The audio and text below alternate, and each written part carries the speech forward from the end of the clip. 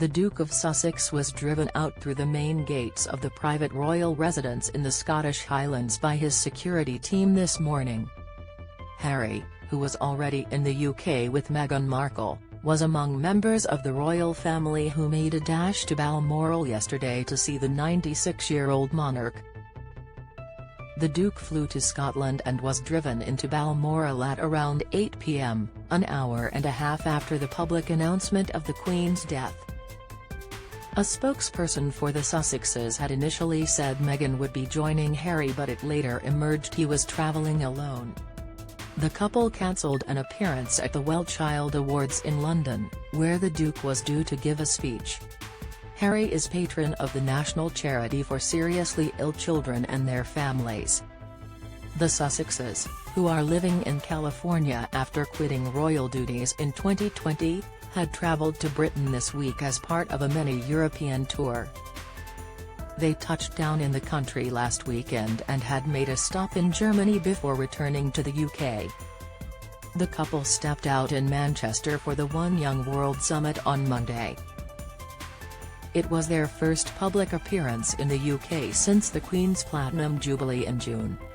They also travelled to Dusseldorf on Tuesday to mark the one-year countdown to the Invictus Games in the German city.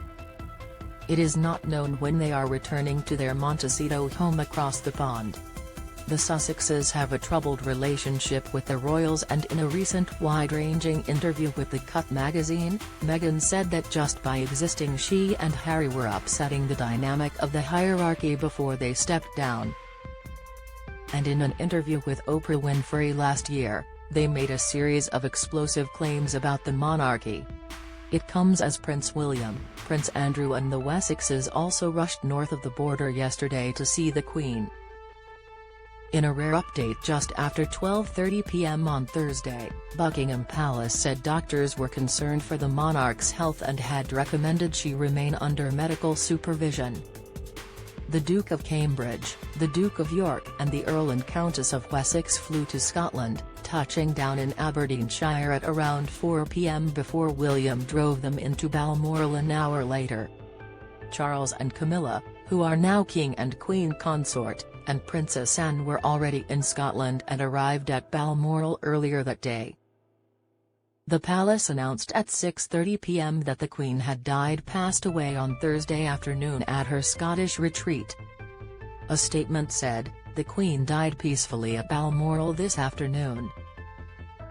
The King and the Queen Consort will remain at Balmoral this evening and will return to London tomorrow."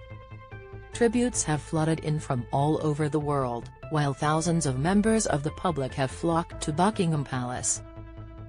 Behind the scenes, the long-held London Bridge plans for the Queen's death are being rapidly put into action, setting out the next 11 days according to a strict timetable which will feature a lying-in state and a state funeral. More to follow. Prince Harry, pictured in 2018, left Balmoral, pictured in car, on Friday morning. Image, Getty. The Duke of Sussex leaving Balmoral on Friday morning. Image, Reuters.